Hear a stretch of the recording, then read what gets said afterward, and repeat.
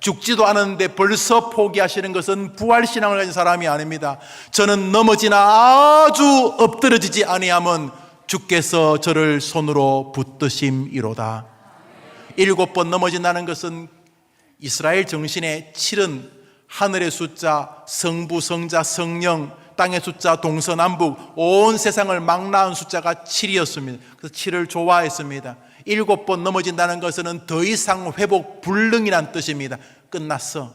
죄는 끝났어. 저렇게 몸과 마음이 만신창이가 되면 저 여자애가 무슨 소망이 있겠어? 저 집이 무슨 소망이 있겠어? 저런 병으로 무슨 희망이 있겠어? 모두가 자타가 인정할 만큼 끝났는 것이 7번 넘어지는 것입니다. 그러나 저는 7번 넘어질지라도 8번째 우리 하나님이 일으켜 세우실 줄 믿습니다. 이게 기독교의 부활 정신입니다. 부활 정신을 가지고 살았던 다윗이 말합니다. 내가 사망의 음침한 골짜기를 다닐지라도 끝이 안 끝이 보이면 버틸 텐데 요거 2년만 고생하면 된다. 버티잖아요. 이거 딱 이번 여름만 지나면 된다. 버틸 수 있잖아요. 그런데 끝이 안 보여. 사망의 음침한 골짜기, 내일도 길이 안 보이고 모레도 길이 안 보이는 게 사망의 음침한 골짜기. 그런데 다윗이 말하죠. 내가 사망의 음침한 골짜기를 다녀도 크게 걱정 안 한다. 주께서 나를 붙드시기 때문이로다. 부활의 신앙으로 살다가 영광의 나라에 도착하는 여러분 되기를 축원합니다. 스모킹건이라는 말이 한때 사람들에게 많이 알려졌습니다. 여러 사람이 총을 쐈는데 총은 한 방밖에 안 쐈어요. 탕! 한 방만 쐈는데 10명이 총을 다 꺼내고 있어요. 누가 총을 쐈는지 어떻게 알까요? 총구에서 어이구 잘하시네. 총은 다 들고 있는데 그 중에 하나가 연기가 모락모락 나면 저 총에서 발사되었구나. 그래서 확실한 증거를 스모킹건이라 부릅니다. 지금 감옥에 있는 박근혜 전 대통령이 감옥에 가게 된 데는 여러 가지 이유가 있고 누가 아무래도 본인의 책임이 적지 않은 것을 부정할 수가 없습니다. 그렇지만 여러 이유 중에서도 어느 방송국 기자가 발견했다는 태블릿 PC가 이 대통령을 결국 감옥까지 가게 하는데 아주 중요한 원인이 되었다. 여러 증거가 있지만은 대통령이 참 대통령답지 못하다. 나라를 국민들이 맡겼는데 올바르게 국정을 이끈 것이 아니라 비선 조직, 믿을만 하지도 않는 조직과 믿을 수도 없는 사람들에 의해서 국정을 농락하게 만드는 책임이 크다. 감옥 갈만하다 라고 온 국민들이 수긍하게 되는 아주 결정적 계기가 어느 기자가 발견했다는 태블릿 PC였다는 데는 큰 이견이 없습니다. 태블릿 PC의 발견은 대통령과 대통령 주변의 사람들의 범죄 상황이나 국정에 대한 책임의 직무유기와 같은 다양한 내용들과 정황이 담겨 있었기 때문에 그 과학적 도구, 컴퓨터 기계 왠지 신뢰할 만하지 않습니까? 그런 태블릿 PC의 발견은 국민들의 마음에 아주 불편하고 분노하는 마음에 불을 지피게 되었습니다. 그것이 진짜냐 조작이냐 논란이 없는 것은 아닙니다만 여튼간에 국민들 정서에 그 태블릿 PC가 스모킹건이 되어서 대통령으로 하여금 국민들과 마음이 멀어지게 하는 데는 일정한 기여를 했다 볼 수 있습니다. 그런 면에서 그 태블릿 PC는 한 정권을 몰락시키는 스모킹건이 되었다 이렇게 말할 수가 있겠죠. 그러면 기독교 신앙을 완전히 몰락시킬 수 있는 스모킹건이 있을까?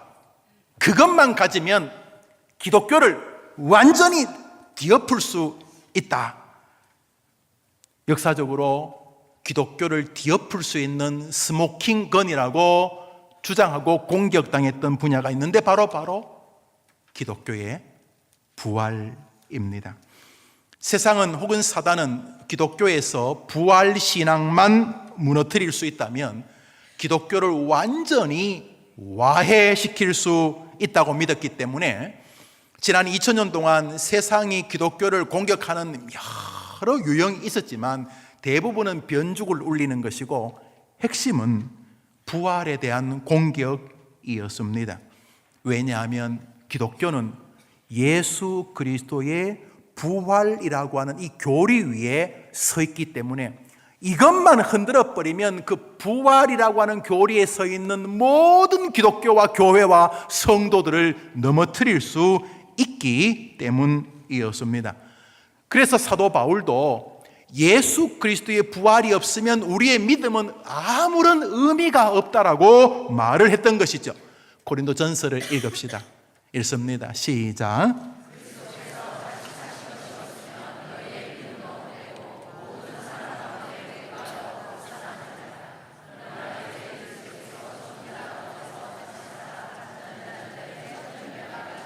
할렐루야. 그리스도께서 다시 사신 것, 부활이 없으면 우리 믿음도 다 헛거고. 며칠간 연습했어요.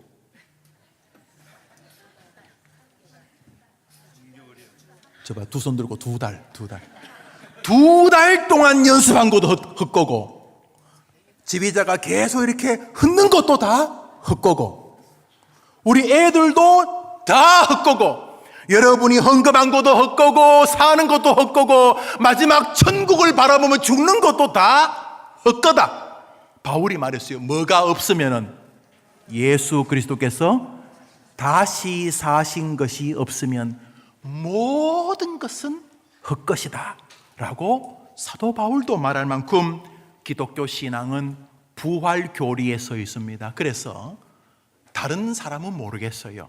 그러나 이 목사가 담임을 하고 있는 동안 해림교회 성도들은 단 한 명도 교회에 나오면서 부활에 대해서 비아냥거리거나 불가지론, 부활하든 말하든 그게 뭐 중요해, 내가 잘 되면 되지, 이런 신앙은 죄송하지만 사단이 슬금슬금 꼬드기는 것입니다. 아니, 여러분만 꼬드긴 게 아닙니다. 지난 2000년 동안 사단은 집요하게 교회에 달라붙어가지고, 어이, 가정의 평화를 위해 교회가, 너 교회 안 가면 또 마누라가 또 바가지 끌고 거고, 또 계속 식탁에서 뭐 교회도 안 가니, 지가 나한테 교회 간다고 해서 결혼해 줬더니 뭐 이러면서 아주 귀찮게 굴 테니까 그냥 가정의 평화를 위해서 교회 가서 앉아 있어. 부활은 무슨 부활이야, 죽으면 끝이지, 이러면 안 된다는 것이죠. 부활 신앙이 없으면 기독교는 없다 라고 사돈도 말하고 사도 바울도 오늘 말하고 있는 것입니다. 왜 이렇게 부활을 중요하게 말하냐면 부활이 신앙 고백의 핵심이기 때문입니다. 다시 말해, 부활을 믿으면 다 믿을 수 있는 것이고 부활을 못 믿으면 하나도 믿을 수가 없기 때문입니다. 결국 기독교의 신앙의 스모킹건은 부활을 믿느냐의 여부입니다. 예수님이 죽은 지 사흘 만에 부활하신 줄 믿습니까? 그러면 다 된 것입니다. 그러면 엎어져도 괜찮고 자빠져도 괜찮습니다. 부활을 믿는 사람은 아직 실패할 수가 없습니다. 내일도 그런 줄 믿습니다. 그러므로 세상은 이 부활신앙을 계속 공격해 왔습니다.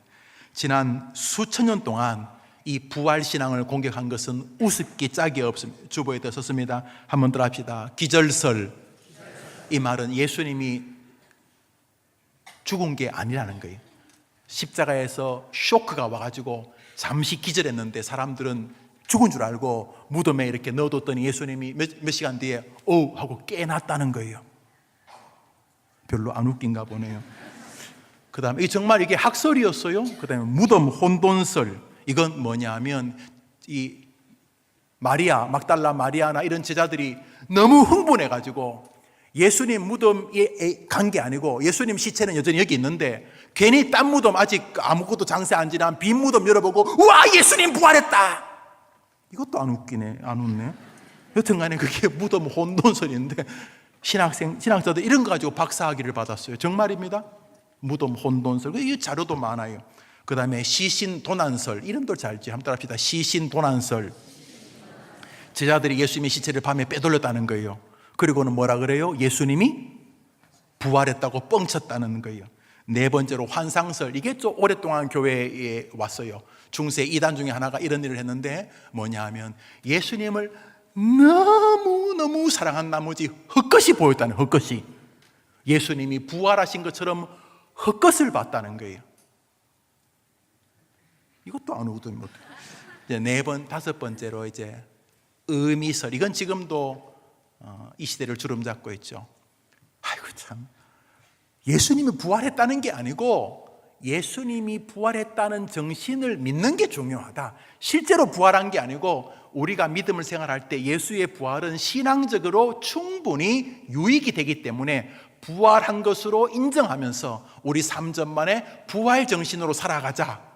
부활했는 게 아니고 부활했다고 우리가 인지하고 사는 것은 우리의 영적 생활에 참 유익이 된다. 그것은 마치 칸트가 말했듯이 천국과 지옥이 있다고 생각하는 것이 이 땅의 삶에 좀 더 정직하게 살고 죄를 조금 주의한다는 면에서 좋다. 그러니까 사형제도가 있다는 측면이 범죄를 좀 예방한다, 뭐 이런 개념으로, 뭐 그게 그런지 아닌지는 모르지만 여튼 간에 천국이 있다고 치고 지옥이 있다고 치는 것이 현재의 삶을 좀 더 힘있고 정결하게 살 수 있는데 도움이 된다. 그러므로 우리가 하나를 상징하자. 있다고 치자. 부활도 예수님이 말이 되나? 예수도 사람인데 부활은 무슨 죽으면 끝이지. 그렇지만 예수가 부활했다고 인정하면서 가르치는 것이 정신적으로 유익하다. 이래서 부활한 게 아니라 의미를 그렇게 공유하는 게 좋다 하는 것이 의미설입니다. 이 모든 말들이 이렇게 황당하게 지어지는 이유는 그만큼 기독교의 부활은 인간의 지성으로 믿어지지 않는, 인간의 지가 닿지 않는 영적인 세계이기 때문에 그렇습니다. 그러므로 부활절은 우리에게 다시 한번 신앙 고백을 요구하시는 주님의 손길인 것을 알 수가 있습니다. 죽은 지 사흘 만에 다시 살아나시고라고 여러분이 사도신경을 고백하는 것은 그냥 수사가 아니라 주님께 드리는 경배라는 것을 알 수가 있습니다. 오늘 이제 읽었던 본문을 읽습니다. 설교 본문이죠. 읽읍시다. 시작. 내가 만일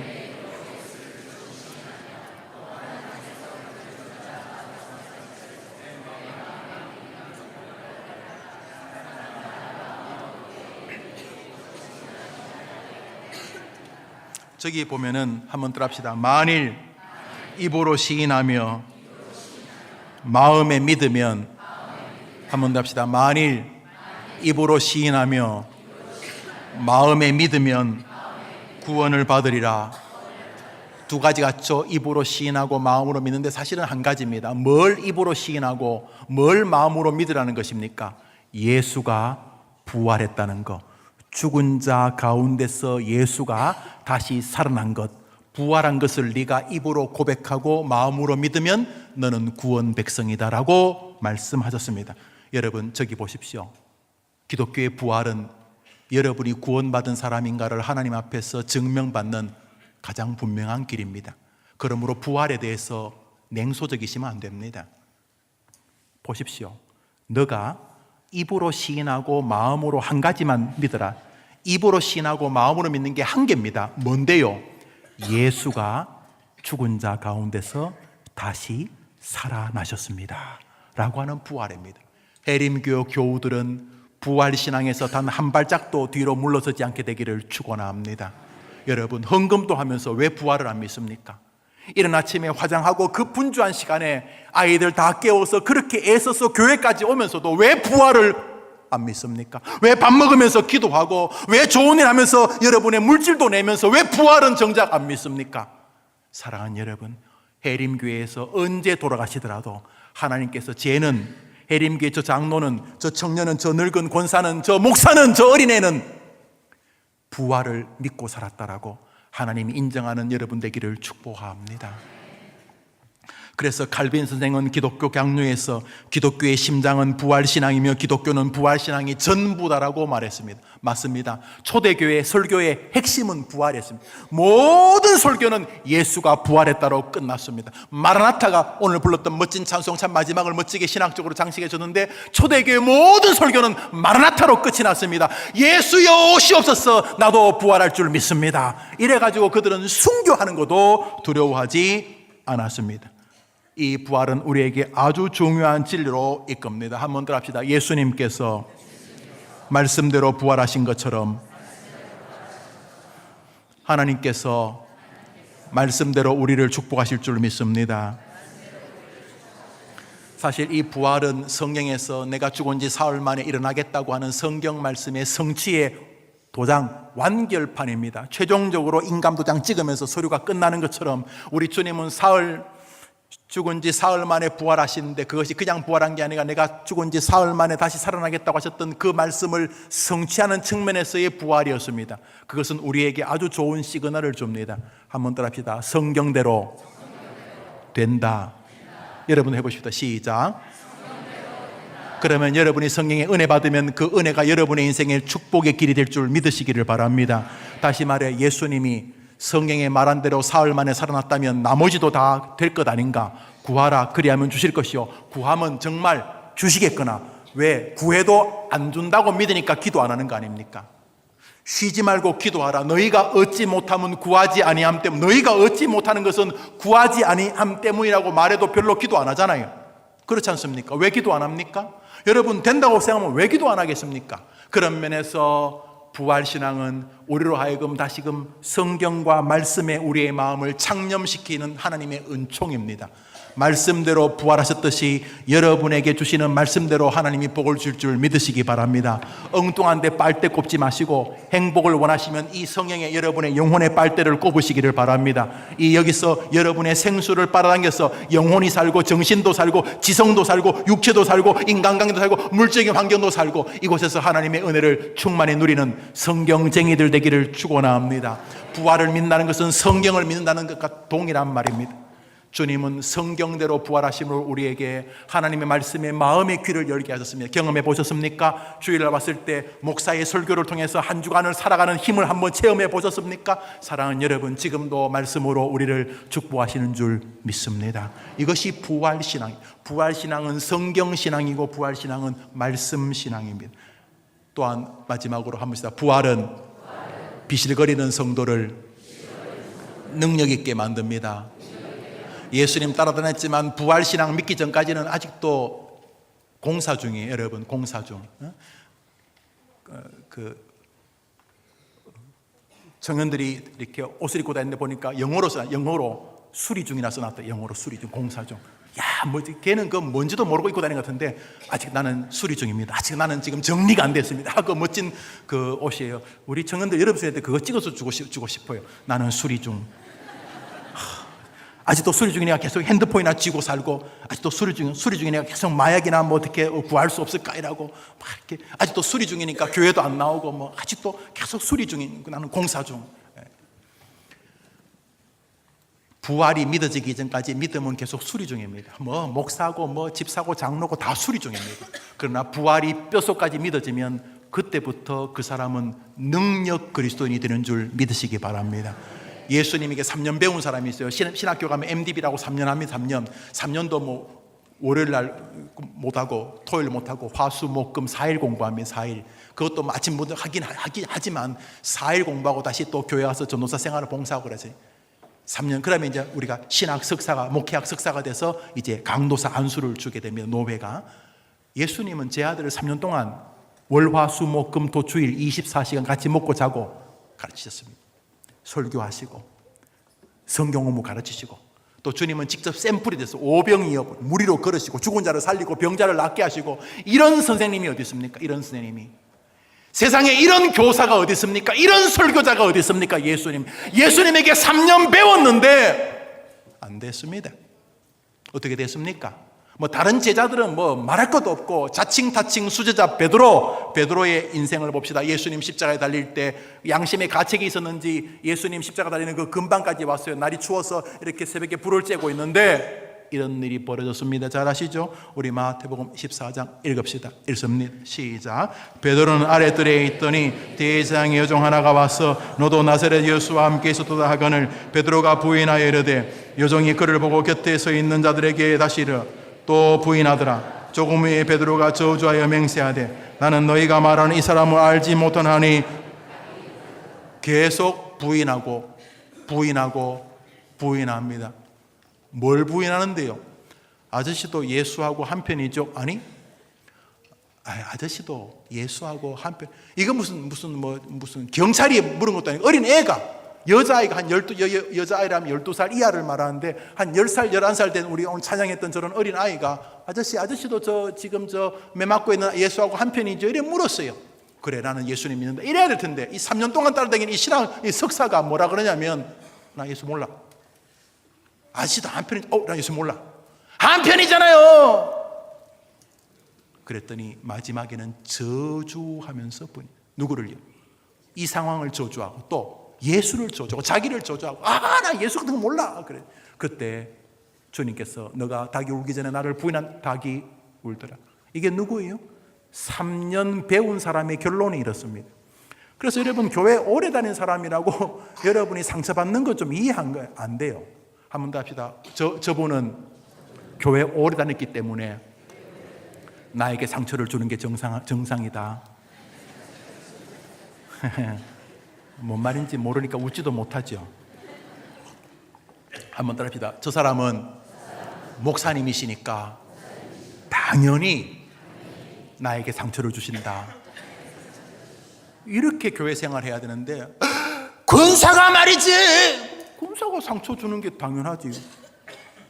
장로님이, 적지 않은 분들이 상처를 받는데 여러분 이해를 하셔야 돼요. 여러분, 누구한테 배웠어요? 우리 성도님들은요, 누구한테 배웠어요? 일단은 누구한테 배웠어요? 내 이름 말해봐. 누구한테 배웠어요? 여러분들 누구한테 배웠어요? 예수님한테도 배웠는데 배신하는데 나한테 배워서 배신 안 해요? 그럼 내가 예수님보다 한 수 위에요? 제가 냉소적으로 하는 말이 아니고 부활신앙에 붙들리기 전까지 수리 중이에요. 그래서 하면서 마음 아픈 것은 굉장히 정상이에요. 엉뚱한 소리 하는 게 칭찬할 수는 없지만 별로 이상하지 않아요. 그러나 부활신앙에 붙잡히면 비로소 그 사람이 동력자가 되는 거예요. 베드로가 교회 짬밥은 커요. 예수님 설교를 직접 들었으니까요. 이적도 보고요. 무리까지도 걸었잖아요. 안 됐어요. 그런데 주님이 부활하셔서 다시 나타나셨어요. 베드로야, 시몬 베드로, 요한의 아들 베드로, 시몬아, 너가 나 사랑하느냐? 깜짝 놀랐어요. 주님 죽으시고 끝난 줄 알았는데 정말 당신이 죽은 지 사흘 만에 살아나겠다고 살아나신 거예요. 할렐루야. 부활이 믿어지고 나서는 그 전에 제자들이 아니에요. 그 전에 제자들이, 그 전에 집사님, 그 전에 장로님, 그 전에 목사님이 아니에요. 부활이 믿어지고 나서 완전히 다른 종자가 되어버렸어요. 사도행전 4장을 보겠습니다. 사도행전 4장 읽읍시다. 시작.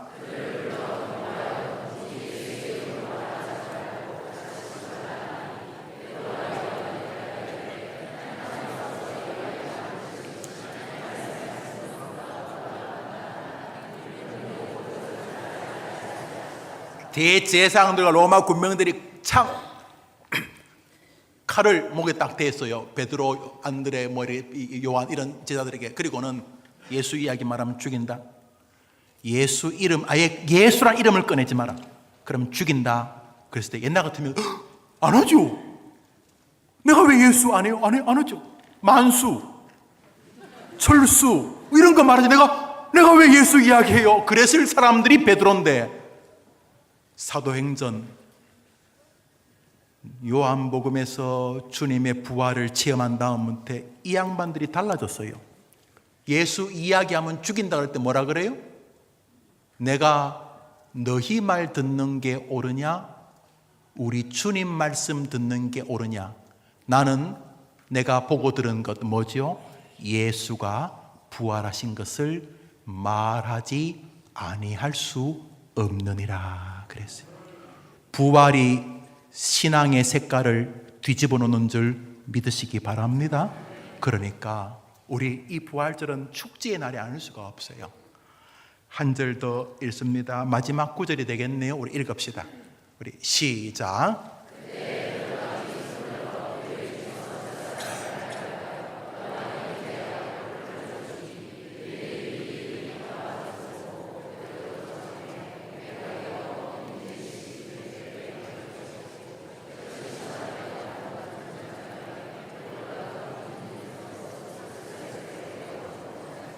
저기서 제일 중요한 단어는 끝에 나온 단어예요.